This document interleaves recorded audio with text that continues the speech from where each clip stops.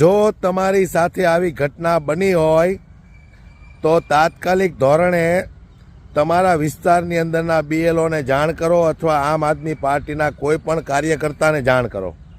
દોસ્તો, વિડીયો ખૂબ શેર કરજો. દરેક લોકો સુધી આ વિડીયો પહોંચવો જરૂરી છે, કારણ કે એસઆઈઆરની પ્રક્રિયા પૂરી થયા બાદ ભારતીય જનતા પાર્ટીના નેતાઓનું મોટું કૌભાંડ બહાર આવ્યું છે.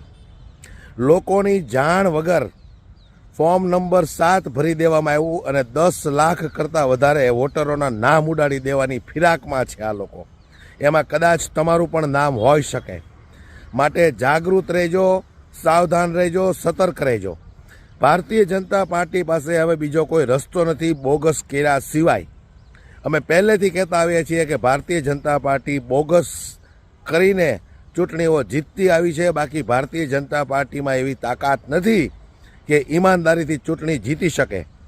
માટે હવે આ લોકોએ દરેક મત વિસ્તારની અંદર, દરેક વિધાનસભાની અંદર હજારો લોકોના નામ કમી કરવાના આ લોકોએ ષડયંત્રો ચાલુ કર્યા છે. 7 નંબરના ફોર્મ લોકોની જાણ વગર ભરી દીધા છે. જો તમારું નામ આમાં આવી ગયું તો તમારું નામ પણ કમી થઈ જશે. માટે સાવધાન રહેજો, સતર્ક રહેજો. તમારા બીએલઓને જાણ કરજો જો તમારી સાથે આવી ઘટના બની હોય તો, અથવા આમ આદમી પાર્ટીના કોઈ પણ કાર્યકર્તાને તમે જાણ કરજો, જેથી કરીને તમારું નામ ચૂંટણી કાળમાં બચી જાય. આ ભારતીય જનતા પાર્ટીવાળાએ હવે આ ધંધા ચાલુ કર્યા છે.